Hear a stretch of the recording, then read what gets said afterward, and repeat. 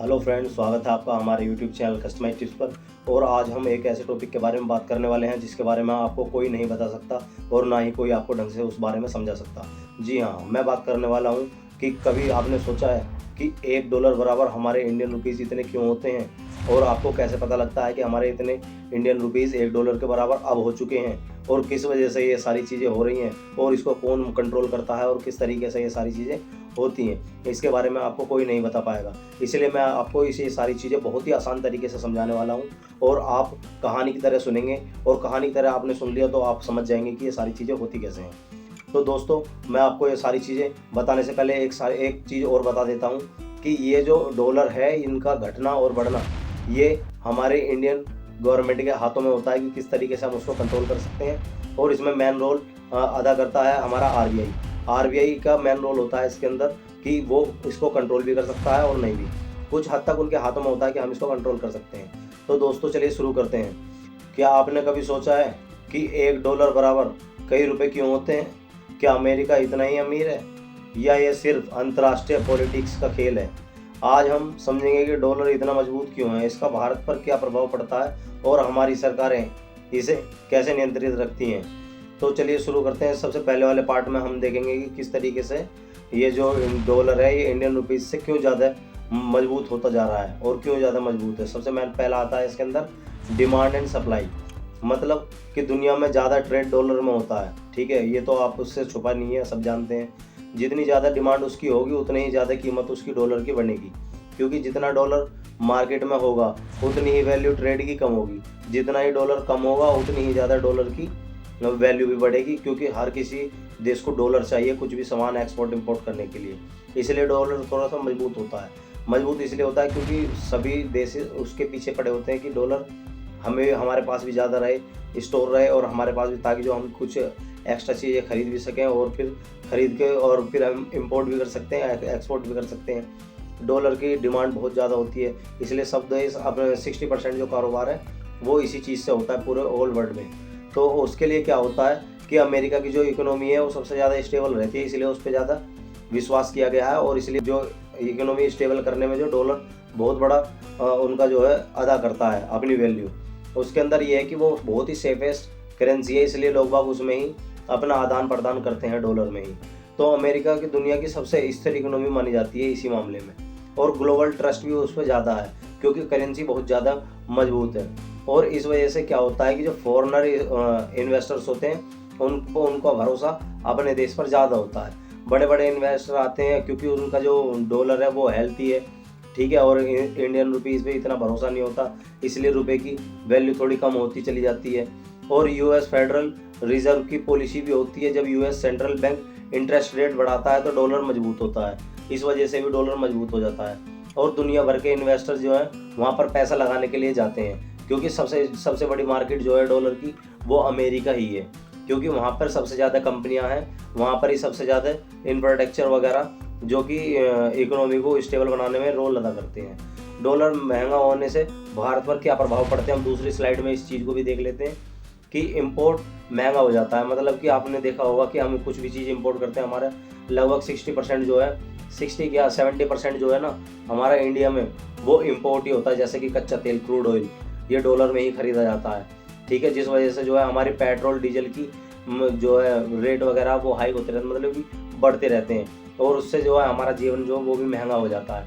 तो ये सारी चीज़ें का इफेक्ट जो सिर्फ क्या कहते हैं इम्पोर्ट से ही पड़ता है हमारे जीवन पर। और विदेश में पढ़ाई और महंगाई, यात्रा, मतलब जितनी भी पढ़ाई और महंगाई है वो सारी चीज़ें विदेशों में, जैसे हम जाते हैं कि हम वहाँ पे पढ़ाई करने के लिए जाते हैं या फिर टूरिस्ट के तौर पे यात्रा करने के लिए जाते हैं, वो सारी चीज़ें महंगी हो जाती हैं, क्योंकि $1 का मतलब ये होता है कि फॉरेन फीस और उसमें टिकट खरीदना, मतलब कि अगर हम उनके हिसाब से अगर $1000 का कोई टिकट खरीद रहे हैं तो अपनी जेब से हम 80,000 रुपये देंगे, उनको 90,000 रुपये देंगे, आज की डेट में तो 90,000 है।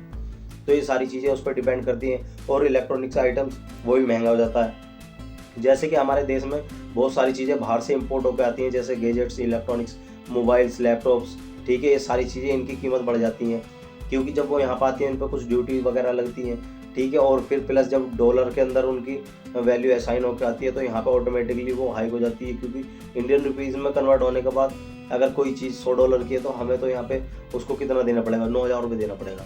$100 के बदले हम उसको 9,000 देंगे। तो ये सारी चीज़ें उसके अंदर आती हैं। और जो हमारा एक्सपोर्ट है बस उसको फ़ायदा होता है, हमारा रुपया गिरने से उसको फ़ायदा होता है। उसके अंदर क्या होता है कि जो हमारे एक्सपोर्टर जो टेक्सटाइल वगैरह वाले हैं या फिर IT सर्विस वाले हैं, जो कि अपने सर्विसेज बाहर प्रोवाइड करा रहे हैं या फिर अपनी जो वस्तु वगैरह जो बाहर अपनी प्रोवाइड करा रहे हैं, तो उनको जो पेमेंट मिलती है ना, वो मिलती है डॉलर में। तो इस वजह से जो है उनका क्या होता है, वो इनको एक्सपोर्ट वालों को जो हमारे देश से एक्सपोर्ट करते हैं अपना सामान, उनको थोड़ा फ़ायदा हो जाता है, बस और कुछ नहीं होता। और जो फॉरेन लोन्स है उनका बोझ बढ़ता है हमारे भारत पे। मतलब कि जो हमारे देश ने या फिर हमारे स्टेट ने, देश भी लेती है, स्टेट भी लेती है, लोन्स वगैरह लेती है, वर्ल्ड बैंक से लेती है, कोई भी कहीं से भी ले सकता है। तो ये फ़ॉरेन जो लोन होते हैं, जो फ़ॉरेन से लिए जाते हैं, उन पे जो है रेट और भी ज़्यादा बढ़ जाता है, जिस वजह से हमें डॉलर में पेमेंट करनी होती है। और जब रेट उसका बढ़ जाएगा डॉलर का, अब जैसे पहले हम दे रहे थे कि भाई हमें जो है $70 था, $1 बराबर $70, फिर 80 हुआ, फिर 85 हुआ, अब 90 हो गया। तो अब जब हमने पैसा लिया था, जब तो $1 की कीमत पर हमने लिया था 65 का, और अब हम उसको जब रिटर्न में दे रहे हैं और विद इंटरेस्ट के साथ दे रहे हैं, तो वो हमारा पहुंच जा रहा है 90 के।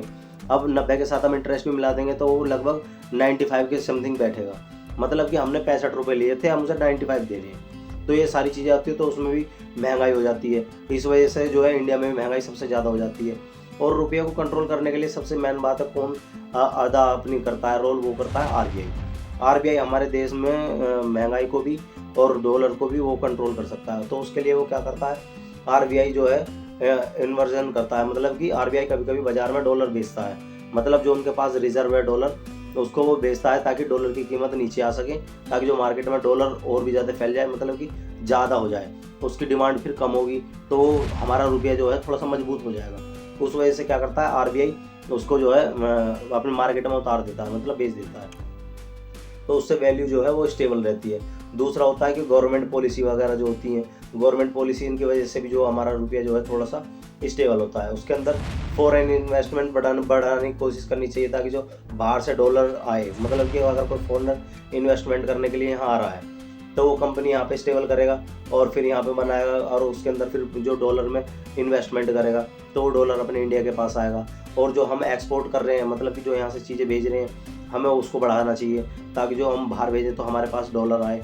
और इम्पोर्ट करने की कम पॉलिसी को बहुत ही कम कर देना चाहिए। मतलब कि अब अगर हम 70% सामान बाहर से खरीद रहे हैं, तो उसको लगभग 30 और 25% के लगभग लेके आना चाहिए। और दूसरा मतलब और एक मेन पॉइंट है, वो होता है मैन्युफैक्चरिंग। अगर हम मैन्युफैक्चरिंग को, अपने देश की मैन्युफैक्चरिंग को बढ़ा देते हैं, तो उसमें ये फ़ायदा होता है कि जैसे ही मैन्युफैक्चरिंग बढ़ेगी, तो लोग बागों की डिमांड वगैरह बढ़ेगी और फिर मार्केट में पैसा भी स्टेबल रहेगा। जिस वजह से क्या है, बाहर से डॉलर को हम, मतलब हमारे पास डॉलर तो आएगा, पर हम उसको, अब जो हम चीज़ पहले इंपोर्ट कर रहे थे, उस चीज़ को हम रोक देंगे, तो हमारे पास डॉलर जो थोड़ा स्टोर रहेगा। तो इस वजह से भी डॉलर रहता है। फिर होता है इंटरेस्ट रेट कंट्रोल करना। मतलब कि RBI क्या करता है कि अपने इंटरेस्ट रेट जो है ना, उसको कंट्रोल करके रखता है। तो उसके लिए क्या करता है, उसको बदल कर जो इनफ्लो कर देता है या आउटफ्लो करता है, जिस वजह से जो कंट्रोल रहता है। हमारा जो ये रुपया है, उसको कंट्रोल करने के लिए या तो इनफ्लो कर देगा या आउटफ्लो कर देगा, जिस वजह से थोड़ा सा वो क्या कहते हैं, वो रहता है, स्टेबल रहता है रुपया हमारा। फॉरेक्स रिजर्व स्ट्रॉन्ग रखना, मतलब कि भारत दुनिया के टॉप फॉरेक्स रिजर्व देशों में से एक है। तो क्या करता है कि अपने रिजर्व को स्ट्रॉन्ग रखता है। ये नहीं कि उसको करने के लिए वो सारी चीज़ें एकदम ही बाहर, मतलब मार्केट में उतार दी, वो सारी चीज़ें भी नहीं करता है। वो अपने पास रिजर्व रखता है, स्ट्रॉन्ग रिजर्व रखता है। तो दोस्तों, ये जो डॉलर है सिर्फ करेंसी नहीं, बल्कि दुनिया की इकोनॉमी और इंजन है। ठीक है ना, ये सब तो आप जान ही चुके हैं। और रुपया कमज़ोर होने में हमेशा बुरी ही बातें नहीं आती हैं, उसके अंदर एक्सपोर्टर्स के लिए भी खुशियाँ आती हैं, क्योंकि एक्सपोर्टर्स के पास जो डॉलर आता है उसकी वैल्यू बढ़कर आती है। तो ये सारी चीज़ें उनके पास आती है। आपको क्या लगता है, भारत में डॉलर से लड़ने के लिए क्या करना चाहिए हमको? तो ये आप मेरे को कमेंट बॉक्स में बता सकते हैं। और मेरी वीडियो को लाइक करें, शेयर करें और मेरे चैनल को जरूर सब्सक्राइब करें। जय हिंद, जय भारत।